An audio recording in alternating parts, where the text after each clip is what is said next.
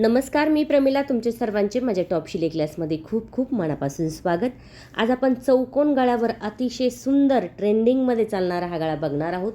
चौकोन गळा सगळ्यांनाच आवडतो आणि चौकोन गळ्यावर सुंदरशी डिझाईन बनणार आहे. व्हिडिओ शेवटपर्यंत बघा. साईज आहे 40, हाईट घेतलेली आहे 16, घडी घेतलेली आहे 13 इंचाची, मोंडा घेतलेला आहे 6.5 इंचाचा, गळा रुंदी घेतली 2.5 इंचाची, मागचा गळा घेतला आहे 10.5 इंचाचा. चौकोन करायचा आहे आणि चौकोन आपल्याला आहे तसाच ठेवायचा आहे. 2.5वर खून करून वरतीही 2.5वर आणि चौकोन अशा पद्धतीने आखून घ्यायचं आहे. साईज कोणती असू द्या, काही प्रॉब्लेम नाही. तुम्ही तुमच्या साईजनुसार हा गळा ट्राय करू शकता. फक्त तुम्हाला मापामध्ये तुमचा बदल करून तुमच्या मापानुसार हा गळा कट करायचा आहे. तर बघा, आता चौकोन या ठिकाणी आपला आखलेला आहे तसाच तो या ठिकाणी आपल्याला कट करायचा आहे. सुंदर, झटपट, कोणत्याही साडीवर छान दिसणारा, अगदी लग्न समारंभासाठी ट्राय करू शकता. इतका सुंदर असा हा गळा तयार होणार आहे. त्यामुळे व्हिडिओ शेवटपर्यंत बघा. आता बघा, या ठिकाणी आपल्याला जो सुईचा कपडा आहे त्यावरती अस्तरचा कपडा ठेवायचा आहे. इथे टाचांचा वापर करायचा आहे म्हणजे अस्तर बाजूला होणार नाही. खूपदा असं होतं की ताई, आमचा गळ्याचा जो कोन आहे तो व्यवस्थित येत नाही आणि गोल आकार होऊन जातो. तर काही प्रॉब्लेम नाही, तुमचा जो गळा आहे तो चुकणार नाही. जर तुम्ही अशा पद्धतीने जर या ठिकाणी चौकोन गळा शिवला तर जो कोना आहे ना तोच कोना तुमचा या ठिकाणी होईल. बघा, सुई खाली आहे. ठीक आहे, सुई खाली आहे.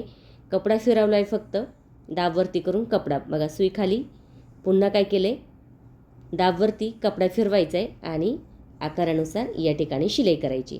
त्याने काय होतं, जो कोना आहे तो व्यवस्थित येतो या ठिकाणी. जर तुम्हाला वाटलं शिलाई मागे पुढे होती, तिरकी झाली, तर पुन्हा तुम्ही अशा पद्धतीने शिलाई करू शकता. आता माझी पण शिलाई कधी कधी तिरकी होऊन जाते, तर मी डबल शिलाई करते. असं नाही की एकदा शिलाई झाली की गळा तयार होतो, असं नसतं. चेक करायचे व्यवस्थित आहे की नाही. जर असेल तरच तिथे आपल्याला ही शिलाई व्यवस्थित पूर्ण करायची, नाहीतर पुन्हा तुम्ही डबल शिलाई करू शकता. त्रिकोणच्या तिथे थोडीशी जास्त, कोण आहे तिथे थोडीशी जास्त, इतर ठिकाणी थोडीशी कमी, पण शिलाईवर नाही जाऊन द्यायच्या. जिथं कोण आहे तिथे पण शिलाईवर नाही जाऊन द्यायची. फक्त थोडंसं जवळ कात्रीचं टोक जे आहे त्याने कट करायचं आहे. उरलेला कपडा थोडंसं या ठिकाणी आपल्याला कट करायचं आहे. अशा पद्धतीने कट करायचं आहे. त्यानंतर समोर अस्तर घ्यायचं आहे, त्यावरती या ठिकाणी आपल्याला दाबटीप द्यायची. आता ही दाबटीप बघा, खूप कमी वेळेमध्ये अगदी फिनिशिंग पण जबर ह्या गळ्याची. तुम्ही करून बघा, म्हणजे ट्राय करा तुम्ही, म्हणजे तुमच्या लक्षात येईल की कमी वेळेमध्ये झटपट गळा कसा तयार करायचा. ठीक आहे, न कॅनव्हास पेपर वापरायची गरज, न पायपिंग, न गोट. फक्त तुम्हाला शिलाई करायची, तिरकी कातर द्यायची, समोर अस्तरचा भाग घ्यायचा आहे, त्यासोबत तो खालचा कपडा पकडून दाबटीप द्यायची. तर बघू शकता गळा किती सुंदर या ठिकाणी आपला तयार झाला. चौकोनचा जो आकार आहे ना तोही आकार या ठिकाणी बघा असा व्यवस्थित या ठिकाणी आलेला आहे. कुठे बघा कोना व्यवस्थित दिसतोय, कुठे गोल आकार झालेला नाही. एकदम मस्त असा हा कोना आलेला आहे आणि एकदम सावकाश, हळूवार, व्यवस्थित कपडा साईडला असं म्हणजे प्रेस करायचा आहे आणि मग त्यावरती शिलाई घ्यायची. म्हणजे घडी घुडी कुठंच राहत नाही, चून येत नाही आणि जो गळ्याचा जो आकार आहे तोही छान होतो. शिलाई देत असताना बघा, सगळ्यात महत्त्वाचं म्हणजे काय, जेव्हा तुम्ही शिलाई देत असाल ना तेव्हा जी शिलाईचं अंतर आहे ना ते एकसारखंच येऊ द्या. कमी नको आणि थोडंसं जास्त पण नको. म्हणजे एकसारखं पकडलं ना, जी शिलाई आपण सुरुवातीला चालू करतो तीच शिलाई आपल्या शेवटपर्यंत गळ्याला तशीच त्याच अंतरावरती आली पाहिजे. ठीक आहे. त्यानंतर आता मोंड्याच्या बाजूला शिलाई बघा व्यवस्थित प्रेस करायचं आहे. त्यानंतर बाजूलाही लगेच आपल्याला शिलाई करून घ्यायची आहे. सिल्क कपडा असू द्या, कोणताही कपडा असू द्या, सुंदर असा हा गळा तयार होतो. जर तुमच्याकडे पैठणी आहे तर तुम्ही मधोमध आता जो आपण डिझाईनसाठी कपडा वापरणार आहोत ना तो तुम्ही काठाचा पण या ठिकाणी वापरायचा आहे. खूप सुंदर दिसतो. म्हणजे छोटे छोटे काठच्या पट्ट्या तुम्ही तयार करून या ठिकाणी लावू शकता. आता तुम्हाला पुढे बघायलाच मिळेल आपण काय करणार आहोत आणि डिझाईन कशी बनणार आहे. सगळ्या बाजूने आपली शिलाई झालेली आहे व्यवस्थित. थोडाफार वाढव झालेला कपडा जागेवर लगेच कट करायचा आहे, म्हणजे नंतर आपल्याला अडचण येत नाही, म्हणून जागेवर कट करत चला. खूपदा माझ्या ताईंचं असं होतं की शिलाई करताना फक्त कपड्यावर शिलाई होते, अस्तर बाजूलाच राहून जातं. मग त्यामुळे आपल्याला जेव्हा आपण शिलाई करतो तेव्हा आपल्याला हा कपडा लगेचच कट करायचा असतो. त्याने काय होतं, नंतर आपल्याला व्यवस्थित जोडला जातो आणि शिलाई पण व्यवस्थित येते. ठीक आहे, इथपर्यंत झालं की लगेच आपल्याला कमरेचे 2 टक्स घ्यायचे आणि कमरपट्टी या ठिकाणी जोडून घ्यायची. ते कमरेचे टक्स मी घेतले, पण शिलाईच्या वेळेस ते थोडंसं स्किप झालं असणार आहे. तर बघा, मी इथे कमरेचे टक्स 3-3 इंचाचे घेतले, त्यानंतर कमरपट्टी लावली. ठीक आहे, त्यानंतर थोडीशी तिरकी कातर दिली. आता समोर अस्तरची पट्टी घेऊन पुन्हा दाबटीप द्यायची. तर दाबटीप झाली की पुन्हा थोडंसं दुमडायचं आहे. आता ही कमरपट्टी आहे, पण इथे आपण हातशिलाई करणार नाही. हातशिलाई कधी कधी उसून जाते ना, त्यामुळे हातशिलाई नाही करायची. बघा, खालच्या बाजूला आपण शिलाई घेत आहोत, त्यामुळे मी छोटीशीच पट्टी घेतली, कमरपट्टी. हातशिलाई करायची पण गरज नाही, फिनिशिंग पण मस्त येते. बघा, खाली शिलाई झाली की अर्ध्या इंचाच्या अंतरावरती पुन्हा आपल्याला एक शिलाई या ठिकाणी द्यायची आहे. व्यवस्थित बघू शकता, खालचा जो भाग आहे तो किती सुंदर या ठिकाणी झाला आहे, प्लेन झाला आहे मस्त, आणि हातशिलाई करायची पण गरज नाही. आता बघा, डिझाईनमधला उरलेला कपडा आपण गळा कट केला होता बघा, तोच गळा आपण कट केलेला कपडा या ठिकाणी घेत आहोत आणि मधोमध कट केलं.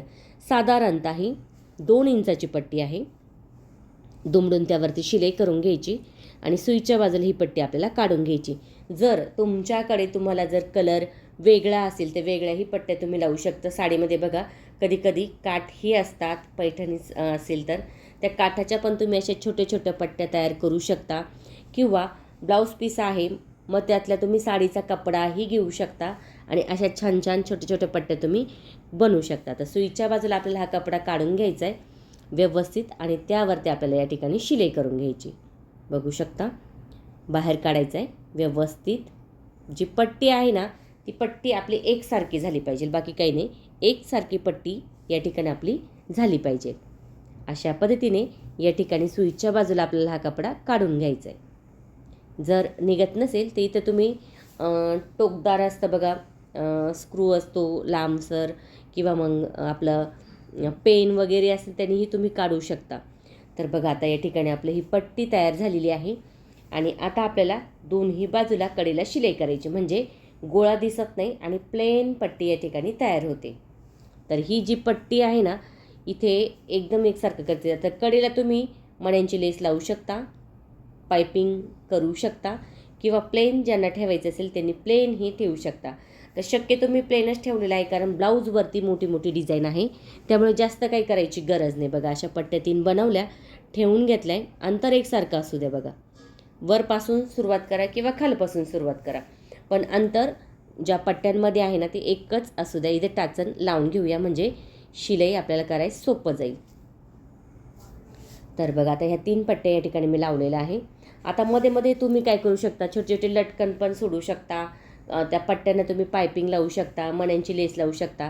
आता बघा, खूपदा असं होतं की डिझाईन करतो आणि बटबट होऊन जाते, म्हणजे खूप नजरेला असं जास्त जास्त वाटतं. जर तुमच्या ब्लाऊजची डिझाईन जर मोठी असेल, शक्यतो अशा पद्धतीने तर जास्त काही लावायचं नाही, प्लेनच ठेवायचं आहे आणि अशा पद्धतीने करायचं आहे. मग तो डिझायनर जो ब्लाऊज आहे ना, त्याचं लुक एकदम छान दिसतं.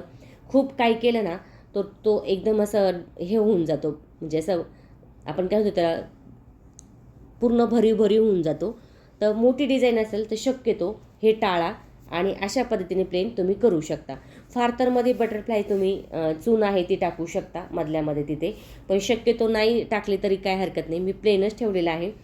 सुंदर छान, अगदी कोणत्याही साडीवर अतिशय सुंदर दिसणारा हा गळा या ठिकाणी तयार होतोय.